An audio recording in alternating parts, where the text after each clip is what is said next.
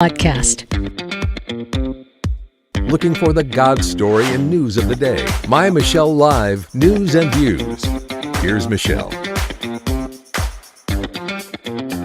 Hey, thanks for joining us today. I am Michelle Mendoza, and as we look at the news of the day, one thing that it seems that whatever news story, there's some that are passionate about one thing, some that are passionate about another. But one thing that's affected all of us has been COVID-19 and some of the draconian measures that have been taken, some of the fear mongering that's been out there, how the media has had culpability in spreading some of the news and perpetuating ideas. I'm going to give you an example before I introduce you to our guest. Facebook was banning anything, even remotely associated with COVID-19 coming out of China, the lab theory, for example, banned, gone.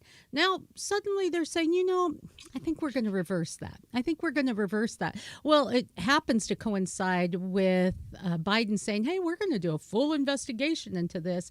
It really, no matter where you are on any side of a political aisle or issue, it begs for you to just say, what the heck is going on? And how is the media either lazy or purposefully investing in indoctrinating you in one mindset or another, thus contributing to the great divide. United we stand, divided we fall, and we are so lucky to have organizations like the Media Research Center who has made it their purpose to hold the media accountable. And Dan Gainor is with us. You see his happy, smiley face there. Vice President of Free Speech America, Business and Culture for the MRC. And he is our guest. He's been on my show several times. This is our first virtual face-to-face. Yeah, this is no. The constant advances of technology for when they allow us to use it. It's great. It is. Thank God for it, too. Wow. And speaking of technology most definitely perpetuates a lot of news and a lot of ideas, but some of it being banned or being bantered or even worse, being indoctrinated, as I alluded to in the intro. Some of that seems to be taking place, or at least it can have that appearance when you look at some of the issues that are taking place. Now, one thing we wanted to talk about is the recent emails that have come up concerning Dr. Fauci. Can we talk about that? I mean, obviously, this is a huge deal. You were spot on in the intro when you said that this is the one news event that we've all shared, and I mean, not even just in the United States, but all shared around the world. That most countries at this point have had the virus, and some are still fighting it very aggressively, and even in the United States, where it is significantly dropped, we still are averaging close to 20,000 patients a day getting the virus. I've got a good friend of mine who's got it. So, I mean, it happens. It's been an enormous impact. So as part of that, someone FOIA'd, using Freedom of Information Act, FOIA'd Dr. Fauci and found thousands of his emails, which are still redacted. They still got stuff censored out of them. But even what they've got raises a lot of questions. And I say raise a lot of questions. Okay, how about should raise a lot of questions? Because the emails come out, ABC, CBS, and NBC News, we're going to ignore it. They go to the White House presser. They don't ask questions about it. Although the Spectator, the British paper, one of the reporters for that, Amber Athey, said that she would have asked questions. She just wasn't called upon. Shocker there, because the press secretary doesn't want Amber asking her tough questions. So what we've got is kind of the continuation of what has been going on for more than a year now, which is China's censorship. When back in early 2020, when Senator Tom Cotton brought up the potential for the lab leak theory. Now, here's a guy who's top U.S. senator involved in intel, and you would think might know something. When he came out with it, the media skewered him. The Washington Post specifically skewered the man and said, that this was a discredited, disproven idea. And then what did they do the last couple of days? Oh, well, they went back and redid the headline from early last year. Oh, it turns out we were wrong. It's just unbelievable. Yeah, and that's why we should question absolutely everything. Whatever happened to that idea? But we see almost verbatim on every major media outlet, Dan, the same talking points. And now, having been in the media for a long time myself, and you understanding that, you do get talking points. You get talking points from the RNC, the DNC, every PAC group. They will send news stories and talking points. All of them do. And what we used to do in the media would be take those, research them, and then incorporate them if they were indeed checked out. It doesn't seem that way anymore because every news service seems to have the very same talking points. Boom, boom, boom, boom. It's like little. Unfortunately, the major media now, you can look at it two ways. They're either promoting the left, or the left is promoting the agenda of the major media. I would frankly argue, I think it's more the latter, that we now have two political parties in our country. One of them is Republican, one of them is the media party.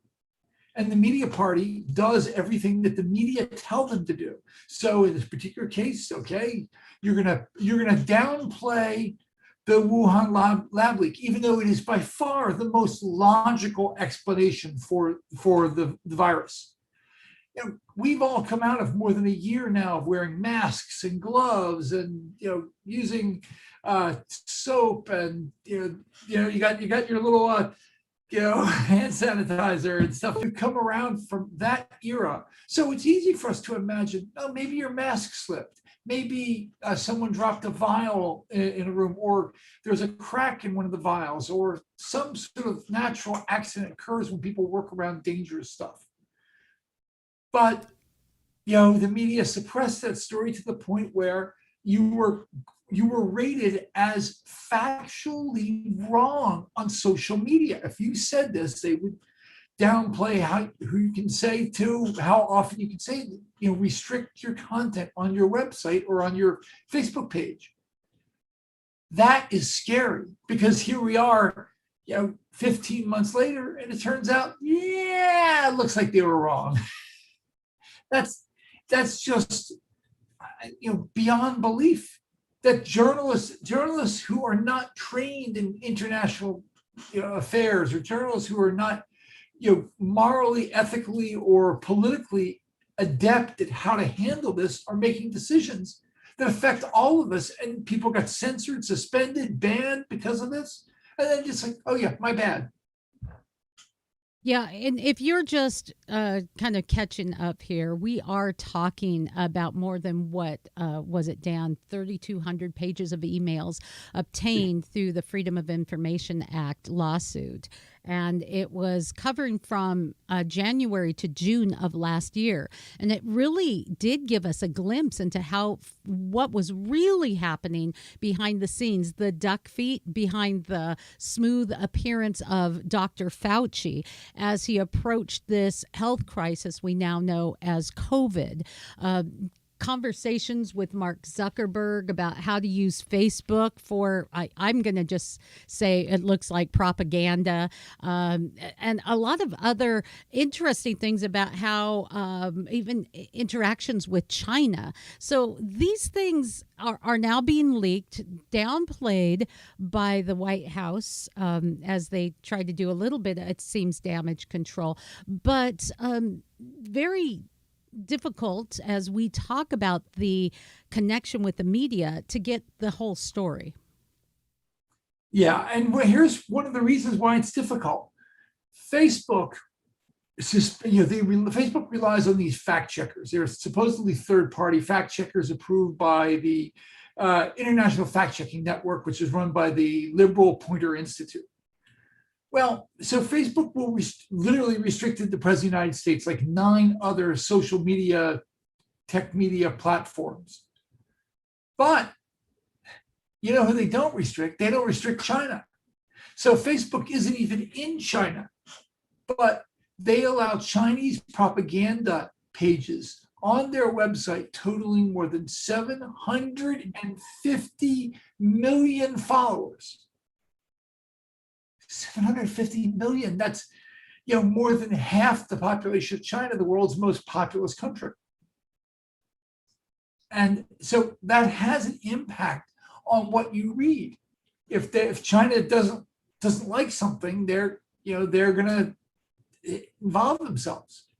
And so China didn't like the Wuhan lab leak story. So is it a surprise that Disney, ABC, or NBC, which is running the Olympics, that they don't want to promote this? No, that's typical business. It's a free market approach.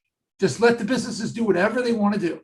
But we also have a case of the media gets quite involved with selective, I would say, outrage. You mentioned Disney, NBC, and the like. We can be outraged about many atrocities, but when it comes to China, well, not so much. We're going to film Mulan in the very place where, as we're filming, we can just gaze out across the valley and see an internment camp. For crying out loud. But, that's okay. That's all right. Yeah. The Disney filmed the Mulan movie in the same area where China is genociding Uyghur Muslims. Now, I don't care what political team you consider yourself on. I don't care what media outlets you follow or whatever.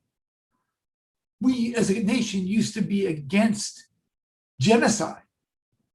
But the media, they so hated the Trump era, they hate the right so much that if it's not promoting their agenda so much, they're not going to be, don't expect them to be journalists when necessary here.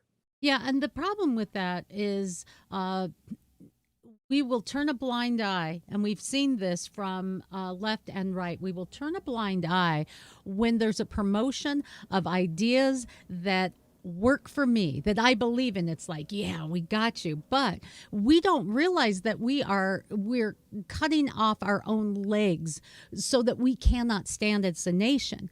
Because if the long-standing idea that we seem to have lost is that if any of our rights are trampled on, all of our rights are trampled on. If the media, for example, has gone off the rails for their own need to perpetuate propaganda for one side, the other side, that side should be concerned that that pendulum could swing the other direction.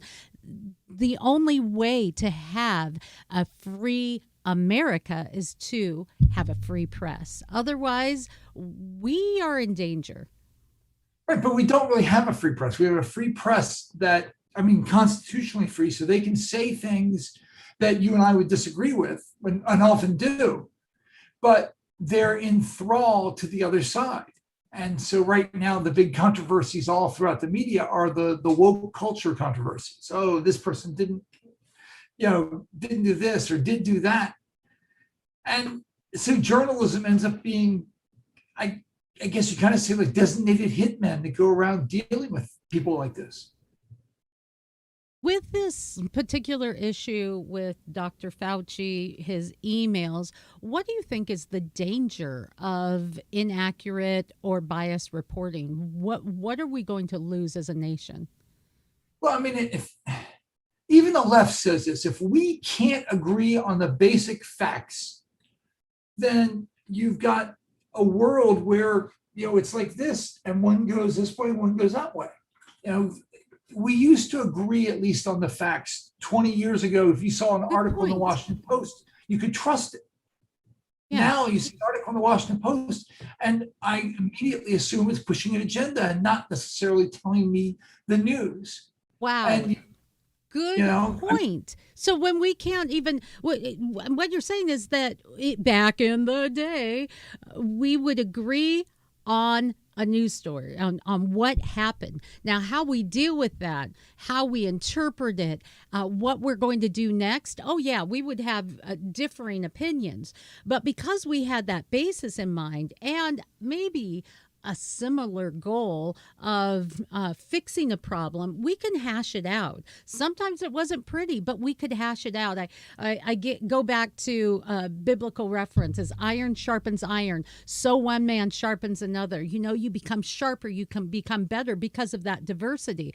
We not only don't allow that diversity, we can't even agree on the basics of the facts. What this is, what happened, what is day, what is night, what does the color blue look like? We just can't. Yeah, and that, I mean, it ends up being a very important thing. The left is right now running on this argument that January 6th riot was an insurrection. They've spent my entire adult life complaining about how many guns conservatives have. And then an incident, then clearly a riot, but a riot happens, nobody brings guns, and the response is, oh, it's an insurrection. Look, if you're saying that the people who have all these guns didn't use any of them, then you can't be saying it's, it's an insurrection. You just can't. But you can argue it, but you can't perpetuate it as fact. And that's the difference. There's no problem. I have no problem arguing that or bringing that to the table. This feels like okay. But when we don't allow for alternate points of view and we perpetuate it as fact, that's dangerous. And secondly, when we don't apply the same logic, the same rules, or the same reporting to some of the violence that took place just months before, then we're not a balanced media anymore, and we're not telling the truth. Right, because I mean, let's face it, we had the left, the Black Lives Matter Antifa rallies turned into riots nationwide. Black Lives Matter Antifa people besieged and continued to besiege the Portland courthouse, the federal courthouse. So if you're saying, oh, well, it's because they attacked the federal building, well, then how come not this building that they went for months?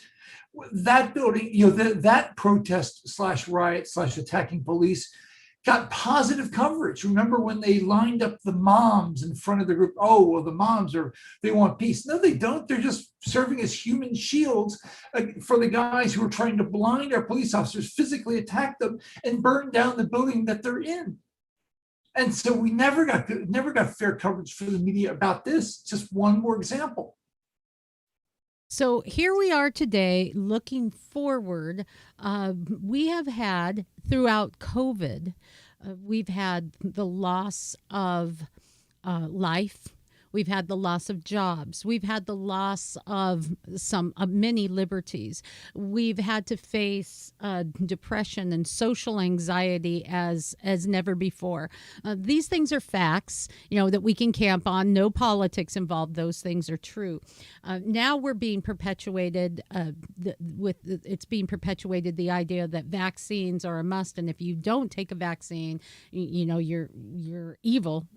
It's like segregation. Even in the state that I live in, Washington, this is for the vaccine. These are for those. Don't drink from the same fountain and get to the back of the bus.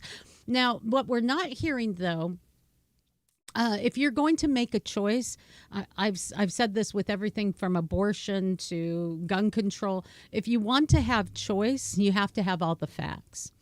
With the vaccine, we're not hearing about the people who have gotten the vaccine who have contracted COVID, the people who have been hospitalized and then listed as COVID patients but not attributed to the vaccine.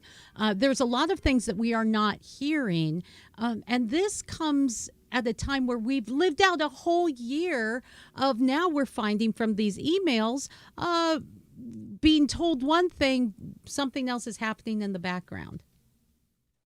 Yeah, you use a word that I just want to really, zoom in on. You just talked about liberties.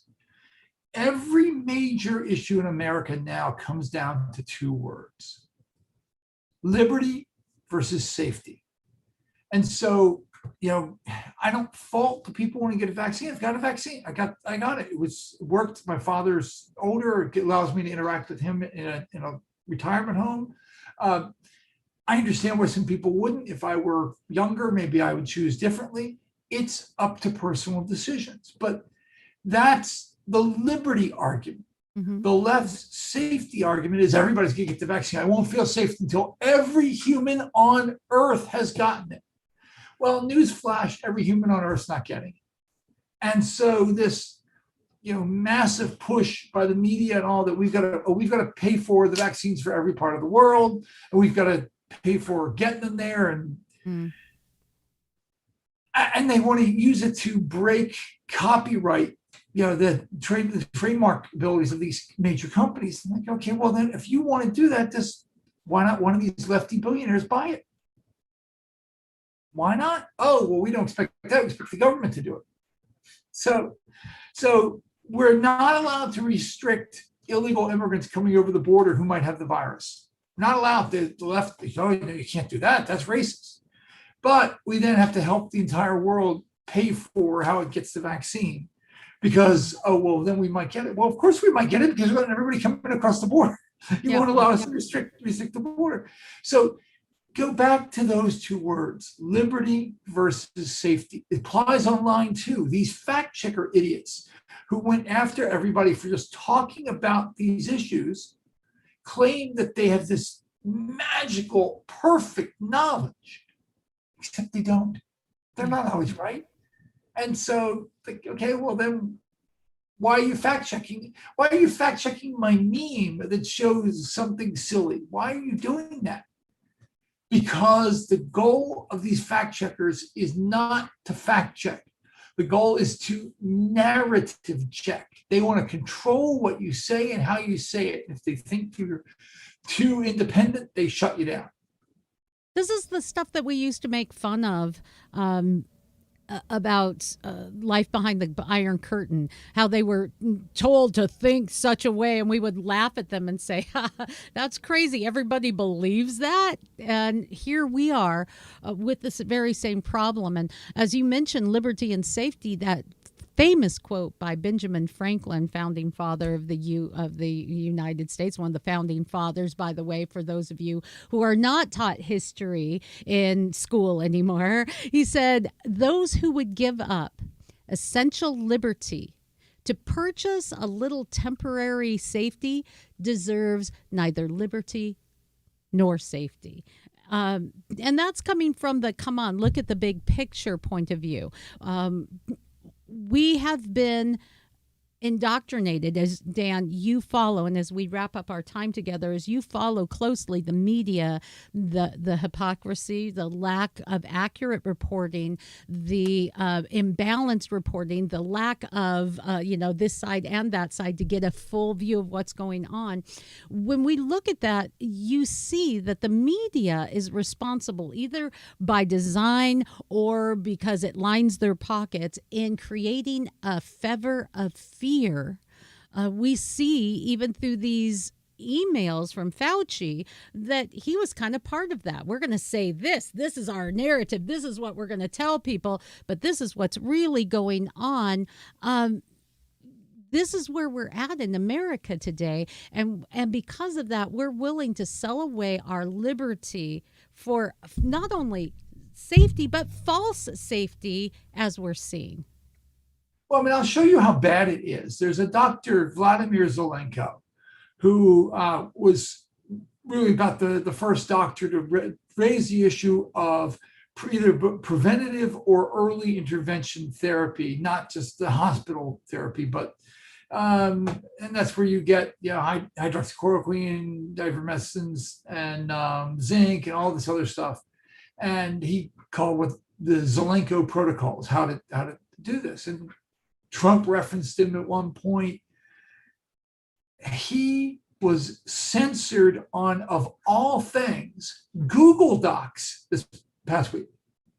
Now, for people who don't understand, maybe if you use Microsoft Word saves on your computer. Google Docs is shareware, is free, where you can just go online and use it. and then you can share a document with somebody you're friends with or a professional. And he was blocked on 6 of his own documents. That's very, very scary that they couldn't share them to me. So, going forward, the left and the media want to control what we can say online and off. They want to, okay, well, you spoke to this organization or that organization. We're not going to allow you. You said the wrong thing on tech media, on Facebook or Twitter. We're going to silence you. That's a lot of control. Here is what I want to get to. For me, I want to on this show, whether you have a faith or not, there's a deeper story, and I call it the God story. If there's a God, what's he doing in all this? And what can we learn? What does he expect of us? And I think the deeper story is the truth sets you free. If you are so busy hiding something that you think is a lie, you might look a little introspectively and see, what are you really afraid of? Because even the Bible, even God himself says, come, let us reason together. Come on, God says, bring it. Challenge me, test me, try me, prove me. If God isn't afraid of being challenged, then why are you? Why am I? That's the deeper story, Dan.